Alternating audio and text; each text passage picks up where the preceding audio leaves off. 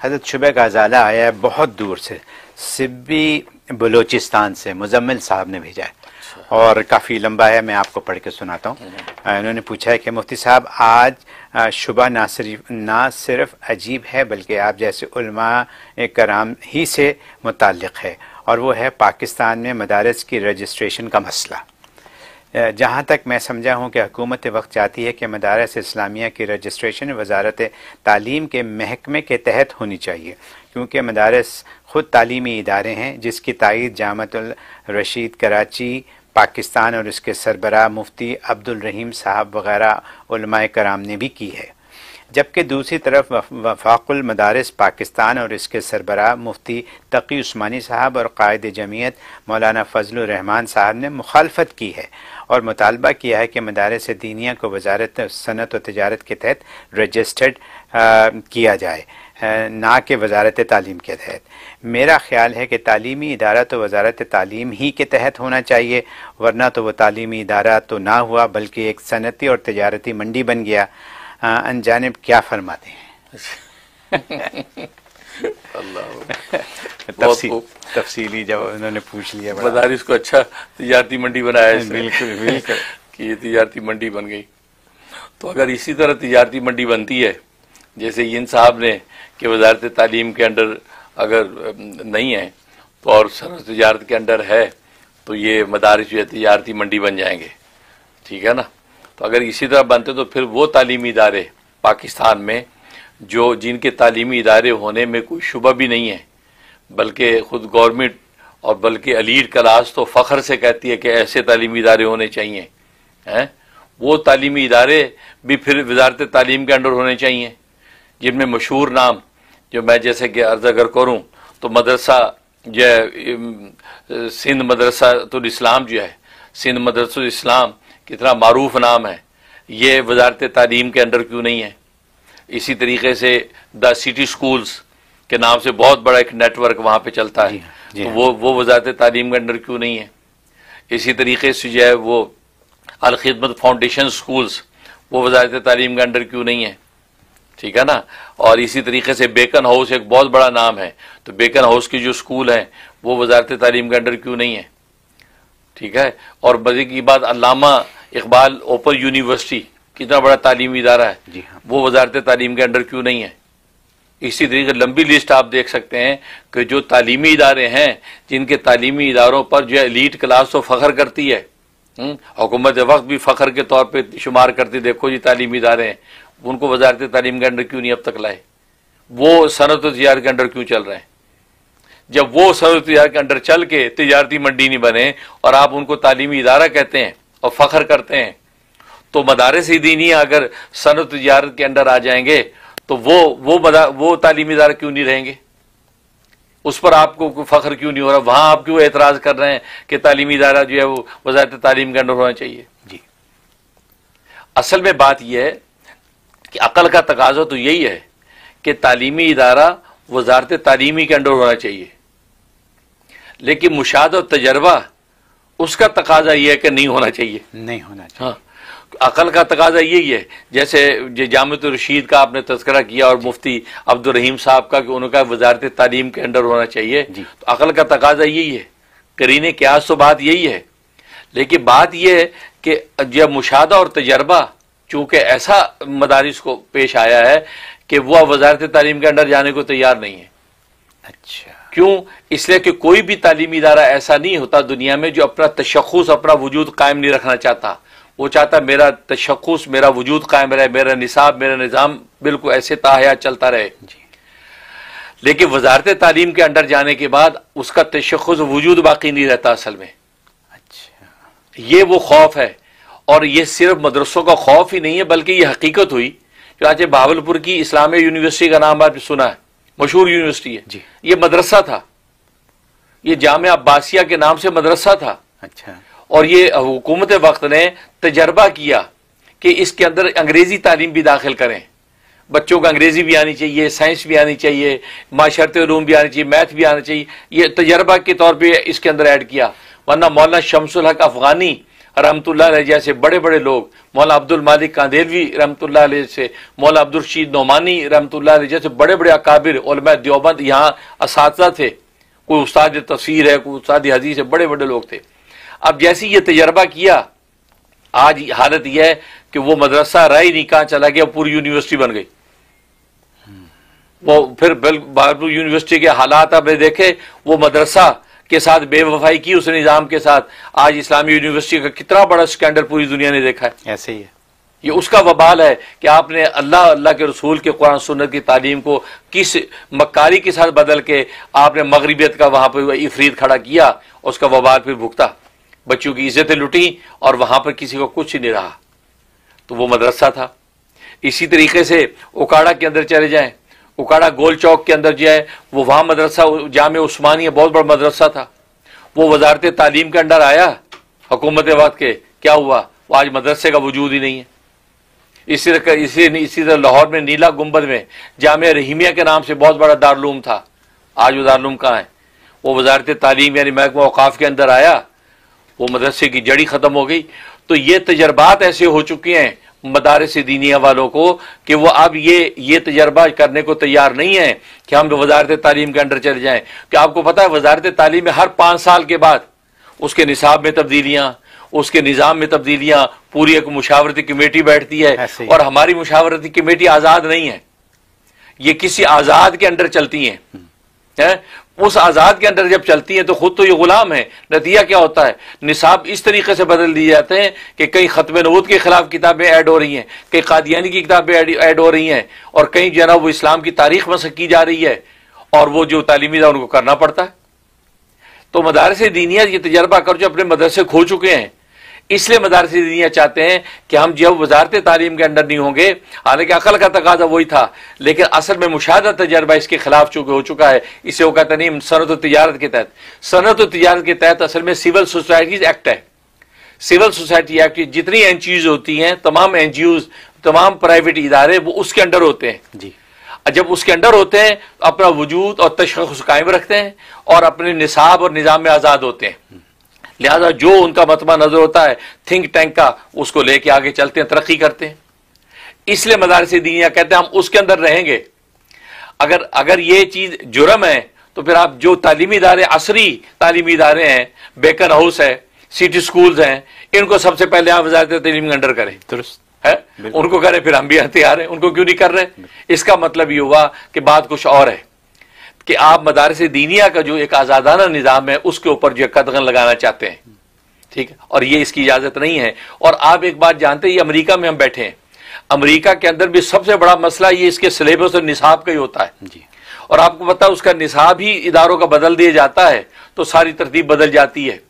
क्योंकि ये Lord Macaulay का जब निज़ाम आया हिंदुस्तान के अंदर तालीमी, तो उसका मतबा नज़र यही था कि लॉर्ड मैकाले का तालीमी निज़ाम इस अंदाज से मुसलमानों में राइज कर दो कि ये काफिर तो नहीं होंगे लेकिन मुसलमान भी नहीं रहेंगे, बस ऐसे लोग हमें सूट करते हैं।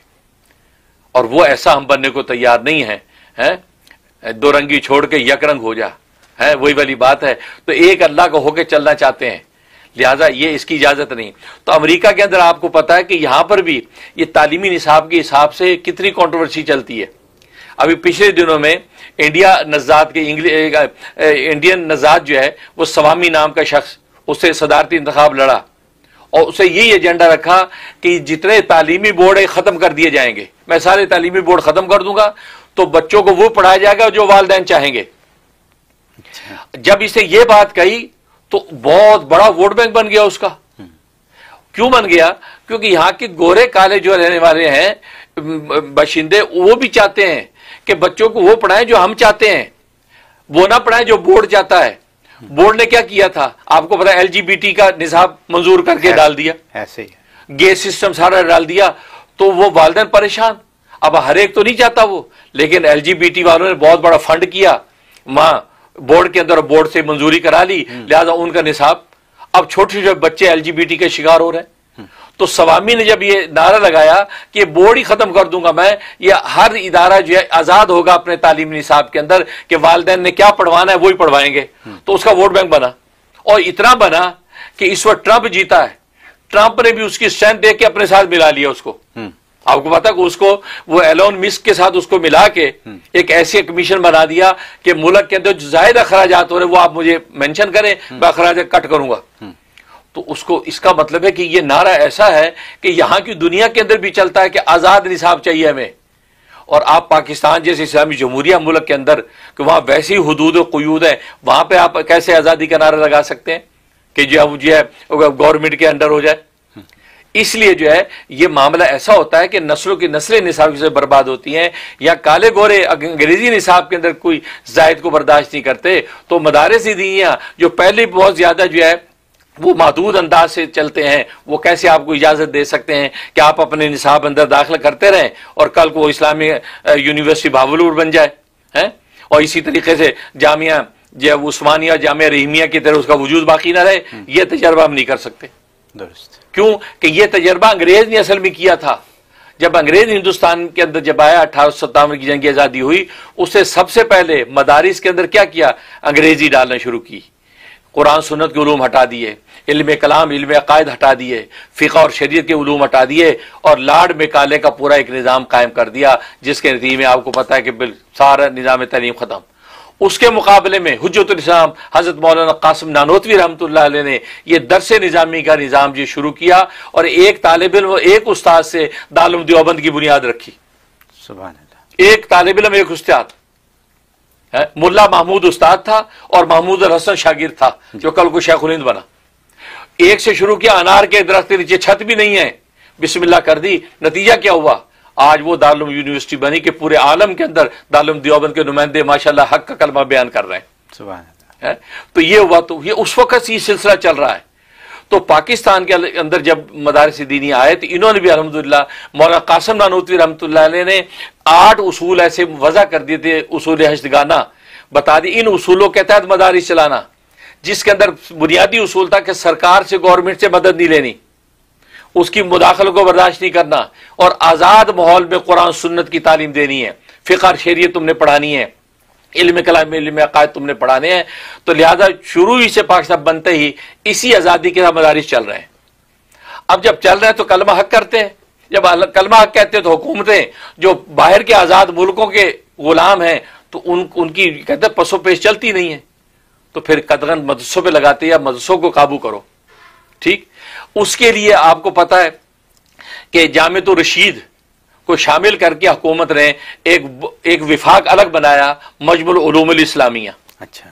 ورنہ وفاق المدارس عربیہ پاکستان یہ بڑا وفاق تھا کہ جس کو حضرت مولانا یوسف بن نوری اور مفتی اعظم پاکستان مفتی محمود صاحب جو مولانا فضل الرحمان صاحب کی والد، ان لوگوں نے وہ ڈیزائن کیا تھا. مولانا خیر محمد صاحب رحمۃ اللہ علیہ خیر مدارس کے بانی یہ کیا تھا. تو وہ سلسلہ ماشاءاللہ چلا. اب جا کے 2019 کے اندر جا کے یہ کہیں یہ جو ہے مجمع علوم الاسلامیہ جو ہے تیار کیا گیا، جس میں جامعۃ الرشید کا مدرسہ پیش اور مدارس بھی. ان کی گورنمنٹ کے ساتھ سیٹنگ ہوئی. اب گورنمنٹ ان کو فنڈ بھی کرتی ہے، جو عصری تعلیم پڑھاتے اس میں فنڈ بھی کرتی ہے، اور باقی اور استادوں کی تنخواہ بھی دیتی ہے، مراد ملتی ہیں. تو ان کو ذرا سہولت محسوس ہو گیا تو بہت اچھا ہے. لیکن یہ بھی اچھا ہے. ابھی ماشاءاللہ کا زمانہ ہے. بات وہی ہے کہ وہ اسلامی یونیورسٹی کے طرف فیوچر اس کا کیا ہوگا. فیوچر خطرناک ہے. وہ آہستہ آہستہ کیا ہوگا، وہ ایک یونیورسٹی بن جائے گی، جامعۃ الرشید یونیورسٹی. وہ اسلامی مدرسہ کیا، کوئی تشخص ختم. یہی حکومتیں کرتی ہیں کہ طریقے سے لے کے چلیں. اس پر جو ہے مولانا فضل الرحمان صاحب اور مفتی تقی عثمانی صاحب جیسے جو زیرک لوگ ہیں انہوں نے یہ بھانپ لیا کہ نہیں یہ خطرناک بات ہے. جو ہمارے بڑے ہمیں نصیحت کر گئے، ہم نے کسی کی امداد نہیں لینی، اور ہم اپنی آزادانہ بازو پہ اس جو ہے امت کے چندوں کے ساتھ ہی ہم چلیں گے، لیکن آزاد فضا کے اندر علم دین حاصل کریں گے. انہوں نے مخالفت کی. اب نتیجہ کہ 2 طبقے اور دونوں علماء کے طبقے سامنے آ گئے. ادھر جو ہے مجموع علوم اسلامیہ وہ مفتی عبد الرحیم صاحب، ادھر جو ہے وہ وفاق المدارس عربیہ مفتی تقی عثمانی صاحب مولانا فضل الرحمان صاحب. اب یہ ایک واویلا. اب اصل میں اس حوالے سے میں یہ ضرور کہوں گا کہ ان علماء کو آپس میں لڑنے کی ضرورت نہیں ہے. علماء تو یہ بھانپے کہ نہیں بھائی یہ تیسرا کوئی ہے جو ڈگڈگی بجا کے ہمیں لڑوا رہا ہے. اب ہم ایک دوسرے کی عزت داری نہ کریں، کیونکہ میں یہ دیکھ رہا ہوں میڈیا پر بھی کہ اب وہ ایک دوسرے کی جو ہے وہ سب جو ہے نا پگڑی اچھال رہے ہیں، حالانکہ سب علماء دیوبند ہیں اور سب اپنے لوگ ہیں. अब वो एक दूसरे की पगड़ी उछाल रहे हो जी, वो सरकारी मस्से बन गए और सरकारी मुल्ला हो गए। ये अल्फाज अच्छे नहीं है, क्योंकि उधर भी जो है जामिअतुर रशीद और वहां भी उलमा, वो भी अहले इल्म लोग हैं, हमारे लोग हैं। लेकिन अब उसको आप इस अंदाज से रुसवा करेंगे तो अवाम के सामने आप दोनों की सुबकी होगी ऐसे ही। और असल में उलमा के ये अदम इत्तिहाद ही है जिसकी वजह से आज तक मसवा का प्रॉब्लम चल रहा है। आज तक हम वो साख पैदा नहीं कर सके मुल्क के अंदर इल्मी एतबार से जो पैदा करनी चाहिए थी। उसकी वजह क्या है कि शुरू से ही हम उलमा आपस में एक ना हो पाए। और इसके लिए मुझे मेरे उस्ताद तफसीर इमाम अहले सुन्नत हजरत मौलाना सरफराज खान सफदर रहमतुल्लाह अलैह बड़ी अच्छी बात फरमाया करते थे। कहा कि उलमा ने कभी किसी बात पर इत्तेफाक नहीं किया, उलमा ने कभी किसी बात पर इत्तेफाक नहीं किया, लेकिन एक बात पर इत्तेफाक किया है। अब हम सब ने कान खड़े किए, ये कौन सी बात? कहा कि इस बात पर इत्तेफाक किया कि हम कभी इत्तेफाक नहीं करेंगे। अच्छा। तो बात वही है कि भाई आप वो नजारा क्यों शो कर रहे हैं? अब सब एक दूसरे पर पगड़ी नहीं, ऐसा नहीं, क्योंकि वो मजमुल उलूम इस्लामिया वाले भी उनकी नीयतों पे हम शक नहीं करते, उनकी भी नीयत अच्छी होगी। वो चाहते हैं कि इस वक्त आजकल जो बहरान है, माशी जो हालत है, अब हुकूमत सारी दुनिया को फंड देती है, अगर मदरसे को थोड़ा सा फंड दे देगी, मदरसे को सहारा हो जाएगा तो क्या बुरा है। और सोचा चलो ताकि हमारे उस्ताद बेचारे बेरोजगार निकलते हैं, मस्जिद इतनी है नहीं, इमामत मिले, मदरसे है नहीं कि तदरीस मिले, वो सोचे उससे सरकारी स्कूलों में नौकरी मिल जाएगी, डिग्री जो पहले से अप्रूव होगी। तो उन्होंने भी नेक नियति से ये एक चीज सोची। लेकिन जो दूसरी चीज मदारिस, वफाकुल मदारिस वाले, वो भी बिल्कुल अपनी जो जमूद के ऊपर कायम है, बिल्कुल सही है, क्यों, बुनियाद वही है। लेकिन एक दूसरे की नीयतों पे शक ना करें। हाँ, अलबत्ता ये जरूर कहूंगा कि अगर दोनों अलग अलग बुनियाद रस्तों पे चलना चाहते चलें। वफाकुल मदारिस अरबिया वो जो है वो सनअत तिजारत के तहत यानी सिविल सोसाइटी एक्ट के तहत चलना चाहते वो चलें, वो वजारत तालीम के अंडर चलना चाहते चलें, कोई हर्ज नहीं। अगर वहां पर भी उस मजमुल उलूम इस्लामिया में भी आलिम बन के लोग यूनिवर्सिटी में, कॉलेज में जाके अगर प्रोफेसर बन गए तो मदरसे के रगड़े खाने की वजह से इंशाल्लाह वो हक से तो नहीं हटेंगे ना, किसी ना किसी दर्जे में हक बयान करेंगे। वहां पर बातिल खड़ा होगा तो किसी ना किसी दर्जे में वो तरबियत जो मदरसे में होगी उसका मुकाबला करेंगे, उसकी भी जरूरत है। इस वक्त पूरी दुनिया के अंदर सूरत हाल ऐसी ही है, तो उनको भी ऐसा ना कहेंगे बिल्कुल उनकी भी जो वो जड़ काट दे, नहीं, ठीक हो, कोई बात नहीं, आप भी माशाल्लाह आप भी हमारे हैं। वही बात है ठंडी और गर्म तार। वो हाजी अब्दुल वहाब साहब रहमतुल्लाह अलैह से ने कहा था कि जी आप लोग जिहाद क्यों नहीं करते, इतनी जिहादी तंजीमें हैं और इतनी ये आप लोग क्यों नहीं करते, आप बिल्कुल चुप हो जाते हैं। उन्होंने फरमाया भाई करंट जो होता है ना, ठंडी और गर्म तार दोनों से आता है, अकेली गर्म से भी नहीं आता, अकेली ठंडी से भी नहीं आता, दोनों ठंडी हो तो भी नहीं आएगा, दोनों गर्म हो तो भी नहीं आएगा। कहा कि हम ठंडी तार है, वो गर्म तार है, दोनों मिलकर आप करंट ईमान को उभरता है। अल्लाह वालों की हिकमत है, पर दोनों को जोड़ लिया, बजाय इसके कि उनकी मुखालफत करें। क्योंकि जो मुजाहिदीन इस्लाम मैदान जिहाद में उतर रहे हैं, ठीक है, कमाल है, उनकी अजीमत है। बाकी हम ठंडी तार हैं, लेकिन हमारे बगैर करंट आना तुम्हारा भी नहीं है। तो कहने का मतलब ये है कि वही बात है, ये समझ ले भाई, वो ठंडी तार है जामिअतुर रशीद वाले और ये गर्म तार है, तो दोनों मिलके इंशाल्लाह करंट आएगा। हर मैदान के अंदर इंशाल्लाह हक बोलने वाले खड़े होंगे। अब ऐसा तो नहीं होगा कि मस्से के रगड़े खा के वहां जाकर बातिल को फैलाएंगे, ऐसा नहीं होगा, कम से कम मुकाबला करेंगे।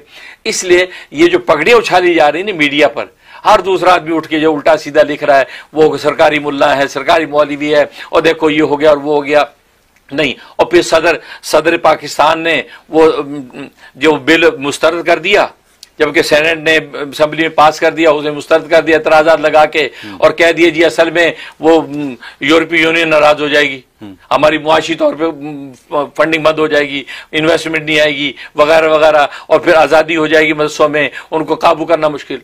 तो फिर लोगों ने उस पर कहा, देखा, अच्छा अब ये पता चला, अब ये मजमू उलूम इस्लामिया वाले जो है ना, असल में ये वो मगरबी दुनिया के उनके टाउट बन के उनको सपोर्ट कर रहे हैं। नहीं भाई, ये बुरी बात है, ऐसा ना को सपोर्ट किसी तरह जाती जाती फिरे, लेकिन उन बेचारों की नीयत तो ये है।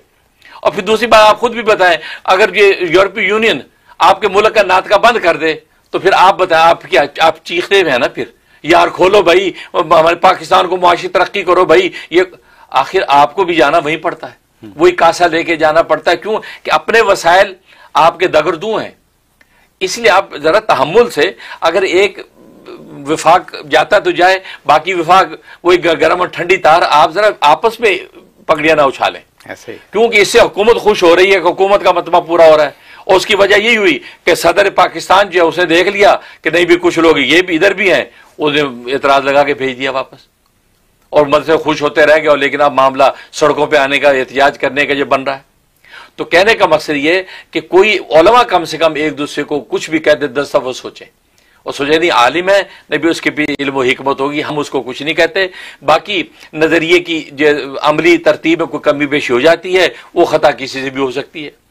बाकी इस मामले में मैं हमेशा कहा करता हूं कि मदारिस, मुल्क और मदारिस के जो है वो इसके तरह सियासी ऐसे मामला जो होती है या इंतजामी मामला जो गवर्नमेंट से मुताल्लुक हो, उनमें मैं इमाम कायदे जमीयत मौलाना फजलुर रहमान साहब को तो मैं मुज्तहिद मुतलक समझता हूं।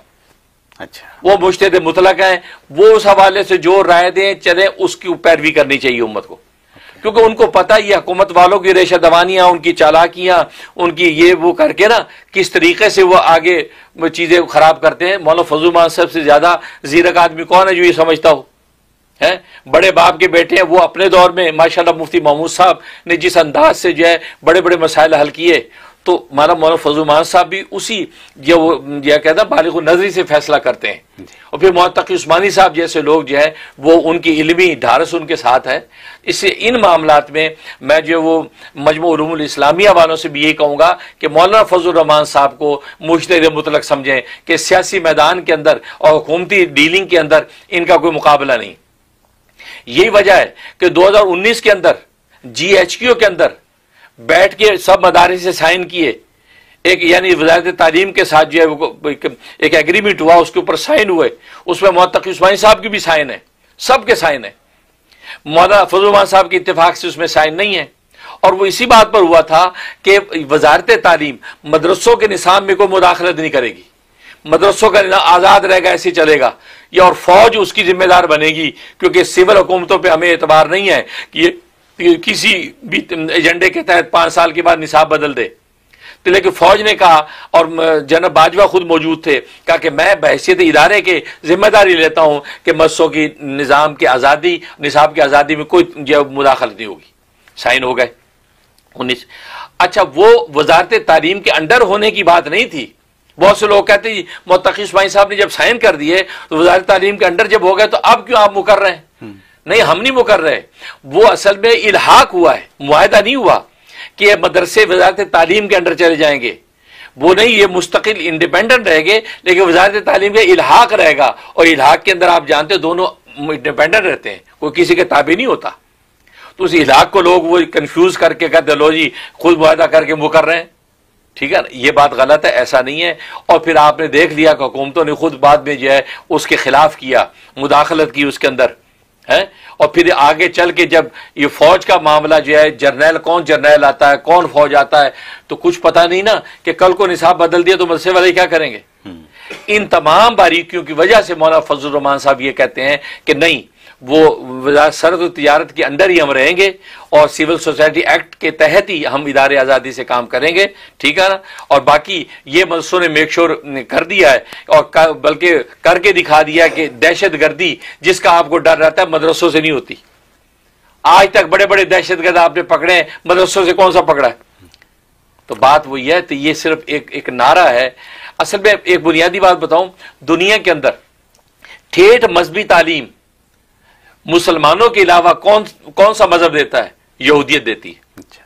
यहूद की यहाँ जो सबसे ठेठ मजहबी तालीम, अमेरिका में भी हम देखते हैं ठेठ मजहबी तालीम, इवन इतनी ठेठ कि इनके आप स्कूल देखें ना, ये छोटे स्कूल इनके जो नर्सरी स्कूल, उसमें भी लड़का लड़की अलग पढ़ते हैं। हमारे यहाँ तो छोटे छोटे बच्चे इकट्ठे होते हैं ना, कहते जो बड़े हो गए थे। इनकी ये इतने ठेठ कि लड़कियां छोटी छोटी बच्चियां अलग, उनके खिलौने बच्चियों वाले, बच्चे अलग, उनके खिलौने बच्चों वाले, और वो दोनों इकट्ठे नहीं होते। अभी से ही ट्रेनिंग है। हम इतना ठेठ कर दें तो यही दुनिया पर वेला करती, ओ ये क्या हो गया जी, ये इतना, ये तो औरतों की डिस्क्रिमिनेशन हो गई है, डिस्क्रिमिनेशन हो गई। हम तो बड़ी बालक लड़के लड़कियां अलग करते तो उस पर शोर में जाते हैं, बचपन क्या करते तो क्या होगा, इन पर कोई शोर क्यों नहीं मचाता? इसका तो ठेठ मतलब ये, और ठेठ मजहबी तालीम लेने में ही ये जानते हैं दुनिया आखिरत की फलाह इसी में ऐसे ही। दूसरी तरफ मुसलमानों में ठेठ मजहबी तालीम अगर कोई दे रहे हैं तो मदारिस दीनिया दे रहे हैं। اب آپ کو پتا ان کو یہ گوارا نہیں ہے کہ یار ایک قوم کو تو ہم نے ولدوالین کا شکار بنا دیا، ہم نے ان کو گمراہ کر دیا، ان کو راستے سے ہٹا دیا. یار یہ مسلمانوں میں جو مدرسے ہیں یہ وہ ٹھیٹ قلعے ہیں یار، یہ وہ اپنے اس سے ہٹتے نہیں ہیں. جو اللہ کے رسول نے جو ان کو دے دی قیود و حدود، اس سے نہیں ہٹتے، ان کو ہٹاؤ.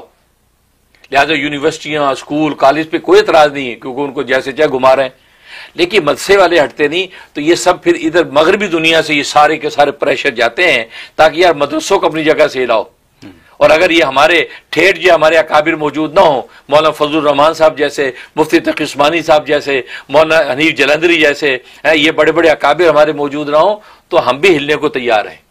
جیسے جامعۃ الرشید میں مفتی عبد الرحیم صاحب جو ہے وہ ہل گئے نا، جبکہ ان کے جو اکابر تھے مفتی رشید احمد لدھیانوی رحم اللہ تعالیٰ نے اپنے اصل و فتاوی میں یہ بات لکھی ہے کہ سرکار سے کوئی امداد نہیں لینی، لیکن وہ ہٹ گئے نا اکابر کے.